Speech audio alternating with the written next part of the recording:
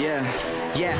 Too bad, too bad, too bad, too bad, too bad, too bad. She got me thinking that she too bad, too bad, too bad, too bad, too bad, too bad. She got me thinking that she.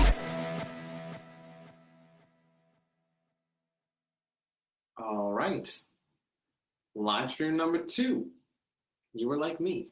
I'll explain that title in a second. Just like last week, right? So this is, I'm gonna type in the chat. Hello. You are on live chat. That means you can do whatever you want.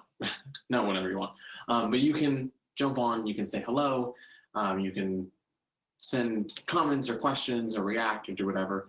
If you're watching this pre-recorded after the fact, you can do the exact same thing, except with comments, and then we can keep the conversation going. But where are my manners? I am Joel Casanova. If you're watching this for the first time, I'm the owner and creator and founder, etc., of BeatHunter Dance. I am a mobile dance educator. Okay, so a mobile dance educator means I'm not a studio. Actually nothing like a studio, but it means I go to you, whether it be workshops, master classes, weekly classes, online classes, the dance tour, which more information is going to come up about that, going to different states, different cities, different studios, different people's houses and churches and things, on a tour of educating everyone and anyone who loves dance, which is why I created this community. I got this idea for this community because I wanted to bring everyone together who loves dance. And that means literally everyone. So teachers, students, studio owners, men, women, children, old people, young people, middle people, like engineers, construction workers, like high school students, elementary students, retirees. Retirees is the right word, right? So anyone, if you love dance, if you have a body and you can move, you can dance. And there shouldn't be a reason for you to not move or dance or get resources to dance or get quality lessons in dance. I provide all those things. If you just want the free resources, take the free resources. That's what I'm doing. If you want to take classes, you're going to get quality classes. Period. Let's jump in, okay? Today's topic. It's the year 2018. And I feel like I'm going into like a war story, right? Like, it's the year 2045. I got my tear ducts removed in the war against the robots. No, it's the year 2018. I graduated from college that May. So super huge party. We're like, yeah, we graduated, we're done. But I miscalculated the classes that I needed to take and when I needed to take them. So here I am during summer, like right after graduation, taking a class. And my brother went through law school, so he's studying for the bar. He has stuff to do. So me and him are both really busy. Him and I are both really busy. Well, my mom that summer is like helping us out and lurking in the shadows like a ninja. So while that was happening, we were super busy. We're not paying attention. She is getting in contact with people that she met when she was a kid in Puerto Rico. They're not Puerto Rican, they're actually from Costa Rica, and they live in Costa Rica. So they start catching up, and she starts talking about how we graduated college and what we're doing, and dancing, and acting, and singing, and music, and law school, and friends, and all this different stuff. And so they're like, do you have anything planned for like a graduation party?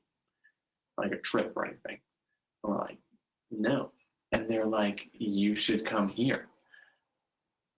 And she, well, not we, she was like, okay, how? Like, how do you want us to do that? Like, especially for like a day or a couple of days, like that'd be get super expensive out of the country traveling. And they're like, look, if you can get the money to come to Costa Rica, we will take care of everything else. Period. Point blank. So then she tells us, and we're like, it would be rude for them not to pay for us. So we go. We get the money together. We get the plane tickets. We get there. This relates to dance, I promise. But they take us everywhere, literally everywhere. Okay, so like big cities, small cities, suburbs, rural areas. Costa Rica has some crazy mountains, like huge, like full of trees, super green. But then they have mountains that like stop and then just like drop off into a beach. Right? So it's just like you're like on a trip, you're on a hike, and you're enjoying nature, and then the mountain stops. You look down, and there's a beach, and there's people playing in the sand and the sea and having fun and doing Costa Rican things. Right? It's incredible. I've never seen it. Especially because when you're in the water, you're looking up, and it's like, that's a mountain. Anyways, like crazy stuff. So one of the highlights of that, I'm not even sure how we got to know them or get here, but I think their daughter knew another girl whose dad or grandfather. Anyways, we meet this guy named Don Carlos. His name is Carlos. Don is like a Spanish word for like sir, or respect for like elderly people or people who have like a high position. So Don Carlos, he lives in this gated community. It's like a mountain. It's literally on the side of a mountain, like all these crazy houses and condos and all this different stuff. He lives on the nicest one, on the top of the highest hill of this mountain he owns. Crazy dude. Super crazy as in like, how are you even living here? He doesn't really live there. He rents it out, and because he owns it, when he decides not to rent it out, he can just do whatever he wants with it. So he'll go and have fun or vacation and stuff. So we get there because we know someone who knows someone who knows someone. Like they said, get here, we'll take care of everything else. And so it was like crazy. So we're on the top of this mountain inside this house that has like a pool and like a lazy river, and like you're in the pool, you're like looking out onto the rest of the mountain that then also drops off into like this gorgeous beach, and the sun is setting, and you know, someone lives like wild horses somewhere, like being free and embracing the spirit of Costa Rica. It's just like, is this real? I think we're in a movie. I don't think this is real. So let's establish two things. You have Don Carlos and you have Joel Casanova. The differences between these people, okay, lives, I'm very sure he's born in, lives in Puerto Rico, Costa Rica, speaks fluent Spanish, probably Spanish is his first language, super successful businessman, like ultra successful. I think he sold like Ferraris or something insane. And so super successful, super wealthy, like top of the food chain, owns these crazy places, has been running a successful business for a while, right? Lots of experience in it. Also, he's like a grandfather, right? And he's at least a grandfather, if not great grandfather. Really old guy. Joel Casanova lives in America, specifically Virginia Beach. Does not speak fluent Spanish. Very fluent English. Also slang. So maybe not fluent English, but you know, I get by in America. I'm fluent in English, not in Spanish. Not exactly wealthy, right? So like, not that we were poor or anything, but all the money was going towards college, right? We had just graduated. So all that money we got out debt free. Oh, what? Graduated debt free? Do it. But like all the money was going towards that. So not super wealthy, right?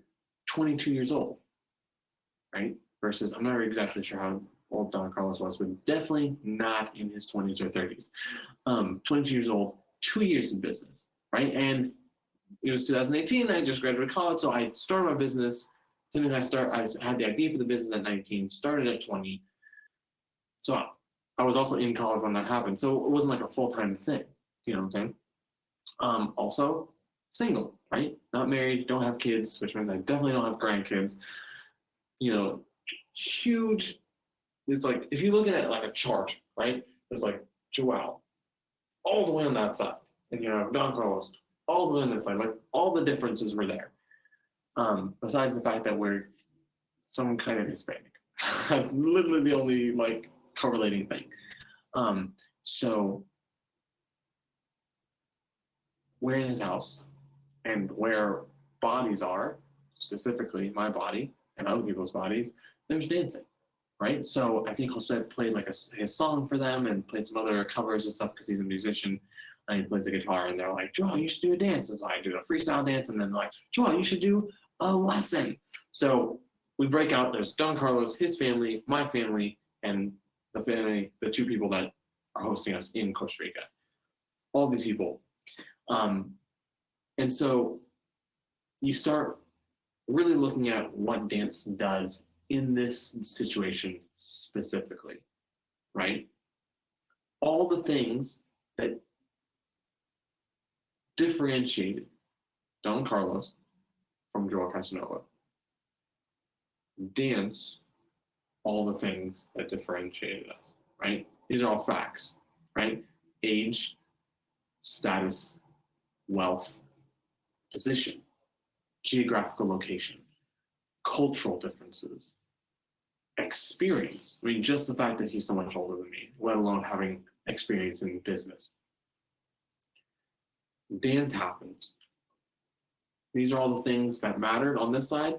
This is the huge list of things that mattered on this side when it comes to our differences.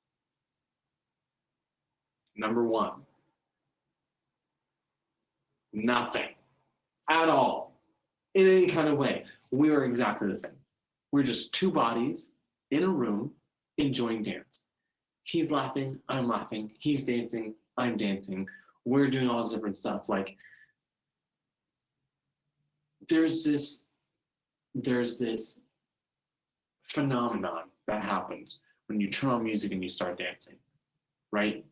All the differences just dissipate, right? If you were to come in that situation, if you were to walk in and you see me and him, right? And you're like, what are the differences between these people? It was like we were like a cloak. There was like a cloak thrown around us and you couldn't tell really what the difference was. Like for all intents and purposes, which while planning this live stream, I found out that it's not intensive purposes, it's for all intents and purposes. The more you know. Anyways, so for all intents and purposes, we could have both been American. We could have both been Costa Rican.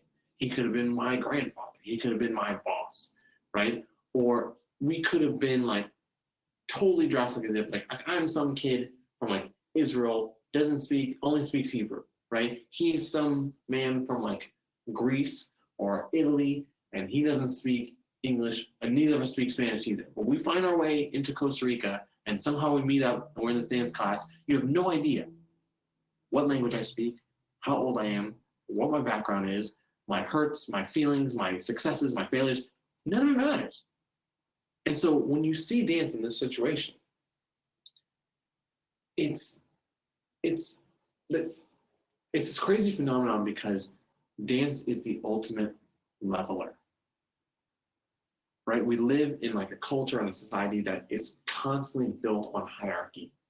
Like I'm above this person in this way, and they're below me in this way, and he's above me in this way, and I'm below him in this way. And these are all the people that are above me, and these are the people that are slightly less above me, but are still above me. And these are all the people that are below me, and these are the people that are like really below me. Right? I'm definitely somewhere in this hierarchy. Where am I on the ladder? And dance does away with all of it. It takes the whole ladder, lays it on its side, and it's like, you are people, and you are moving and dancing. That's all, right? There's no men, there's no women, there's no wealthy, there's no poor, there's no status, there's no like business versus employee, there's no, it's just, we're all on the same level. We're just humans enjoying dance. And so it's this culture shock when you come into a dance lesson or a dance community or any kind of way, because we're so used to living in the hierarchy. We're built and born and bred in the hierarchy of humanity.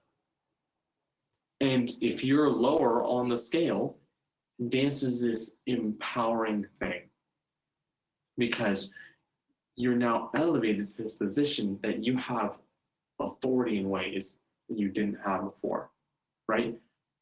I led a dance lesson where they were like following me, doing different things. There's no reason he has to listen to me for anything at all, let alone the hosts that were there. Like they're their hosts. I don't have to tell them to do anything, but I'm doing it because we love dance. And then if you're higher in the hierarchy, it's this humbling experience because you're like, I have all these things. I can do all this stuff. I have all this stuff. I own all these things. But none of that matters when it comes to dancing. You don't dance better just because you have a higher position or a lower position. It's just dance. And so it's both empowering and humbling to the point where everyone's on the same level. And it's, again, a culture shock because dance reminds us that we should live on a horizon instead of in a vertical position. And it's just beautiful.